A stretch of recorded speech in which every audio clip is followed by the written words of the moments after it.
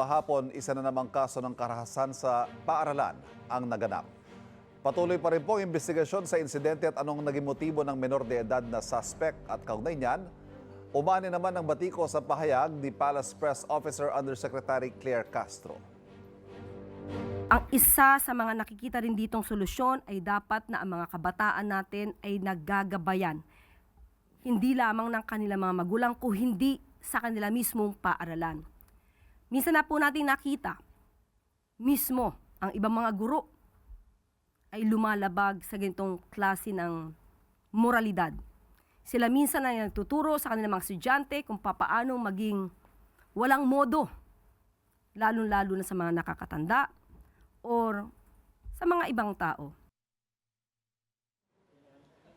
Hindi po yan nagustuhan ng ilang mga guro at para hingin ang reaksyon ng mga guro sa pahayag na yan, makakausap po natin ang Chairperson ng Alliance of Concerned Teachers o ACT, Ruby Bernardo. Teacher Ruby, magandang umaga. Thank you for joining us. Magandang umaga Sir Ivan at sa lahat po ng taga-subaybay ng Unang Hirit. Teacher, una po, anong masasabi ninyo ng inyong grupo sa pahayag ni Undersecretary Claire Castro? Naglabas po kayo ng isang social media post, kinundan ninyo online ang sinabing ito na tinawag ninyong insulto sa mga guro. Nakakainsulto po talaga ito sa ating mga kaguruan, lalo pa ang tanong nga namin, ano pa ba ang gusto nilang isisi dun sa ating mga guro na overwork, underpaid na nga, ang dami naming ginagawang trabaho sa eskwela at may kagustuhan din talaga kami na masolusyonan yung problema natin na ito, kasama dun sa krisis na kinakaharap natin sa edukasyon.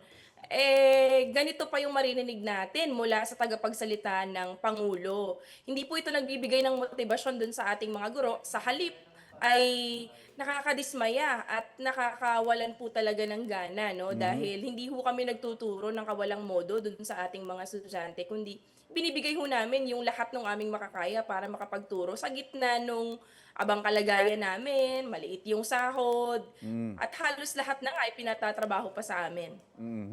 But teacher, you will agree na ang mahalaga pong kinakaharap ng mga guro ngayon, bukod of course sa education crisis, medyo naiiwan yung mga kabataan natin, ito hong sunod-sunod na kaso ng school violence. Ano po yung tingin ninyong hakbang na dapat gawin ng gobyerno para maiwasan o hindi na maulit itong mga ganito, mapigilan? Talagang nakakaalarma na, Siyam na insidente na po ng school violence yung nagaganap simula nung magsimula yung ating school year ngayon. Dalawa po dyan, shooting incident, at iba naman yung stabbing incident natin, Ayaw na po natin na maulit ito sa ating mga paaralan. Mabigat po sa loob yung marinig, yung ganitong mga sunod-sunod na insidente. Mabigat din po sa loob ng mga teachers na pumasok araw-araw, knowing na hindi po ligtas yung ating mga paaralan na dapat pinakaligtas dun sa ating mga estudyante. Kaya ngayon, hinahamon natin yung Marcos administration, lalo na po budget deliberation sa loob ng Kongreso, na maglaan ng sapat na budget kasi tingin natin kulang po talaga yung suporta sa atin in terms of prevention dito sa mga nagaganap na ito. Yung ating mga mental health personnel kulang, security personnel kulang din, lalo sa mga public schools natin. At syempre holistic dapat yung approach dito, hindi nga paninisi sa mga guro, kundi pati yung ating mga parents, buong school communities ay dapat na magsuportahan para masolusyonan ito. Tsaka baka ho nakakaligtaan ng iba, hindi lamang naman po ang mga kabataan, ang mga estudyante ang nalalagay sa peligro, kundi mismong mga guro. At sa mga pagkakataon pa nga po na ganito, parang kayo ang unang magpo-protect, magkakanlong sa ating mga mag-aaral mula sa mga banta. Ano po? Totoo, Sir Ivan, Actually, ang gusto rin talaga natin may managot dito, Kasi kung titignan natin yung dalawang insidente ng shooting sa eskwela, saan ba nanggagaling ang baril? Bakit may access yung ating mga estudyante, sa mga baril na ito? At nakita natin dun sa unang investigasyon, galing ito mismo sa ating mga kapulisan, kamag-anak, kapamilya, ng ating mga estudyante. Kaya isa rin yun sa gusto natin na tignan at bigyan talaga ng malalim na investigasyon. Pangalawa, alam niyo po, ito, sa mga teachers natin, talagang napapaatras kami kung minsan sa pagtuturo na may disiplina sa ating mga estudyante. Kasi ngayon, merong Child Protection Act, yung itong RA 7610, pero wala pong protection yung teacher. Kasi madalas po, ang kaso po ng teacher ay sa ilalim ng batas na yan. Pagka nasigawan lang namin yung estudyante ng kaunti, pwede kaming kasuhan ng verbal abuse or other forms of child abuse dyan sa batas na yan. Kaya gusto nating i-review at magkaroon din ng kaakibat na batas kung saan tinatanggal yung teacher-student discipline bilang forma ng child abuse, magkaroon ng teacher's protection din. Kasi kita nyo naman po dun sa video na nangyari dito sa Zamboanga, Ateneo, oho. kasama yung teacher sa naging target din ng bata. Having said all this, sa gitna po ng lahat ng mga nangyayaring ito sa sitwasyong ito, ano ho ang sentimiento ng kaguruhan, ng mga kapwa ninyo guro?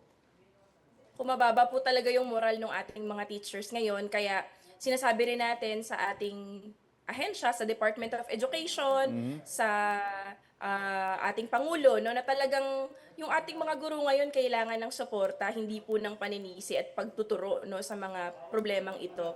Marami hong sakripisyo yung ating mga teachers para magpatuloy sa araw-araw dahil nga doon sa overwork, tapos kakapos sa sahod. Pero pinagpapatuloy po yan sa gitna po nito. Kaya kailangan ho namin ngayon ng motibasyon at hindi po paninisi. Kayo po ba may panawagan kay Secretary Angara ng DepEd? Ang sabi po kasi ng iba, ipagtanggol nyo naman kami, DepEd. Ano po masasabi nyo rito?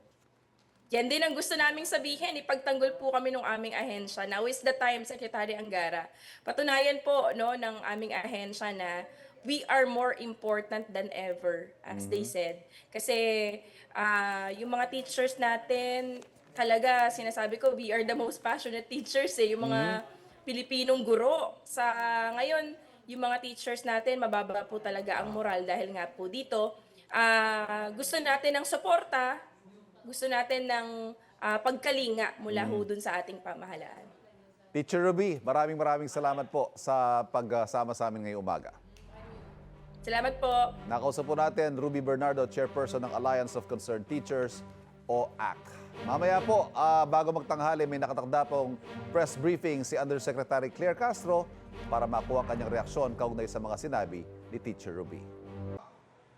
Ikaw, hindi ka pa nakasubscribe sa GMA Public Affairs YouTube channel? Bakit? Mag-subscribe ka na, dali na, para laging una ka sa mga latest kwento at balita. I-follow mo na rin ang official social media pages ng Unang Hirit. Salamat, Kapuso.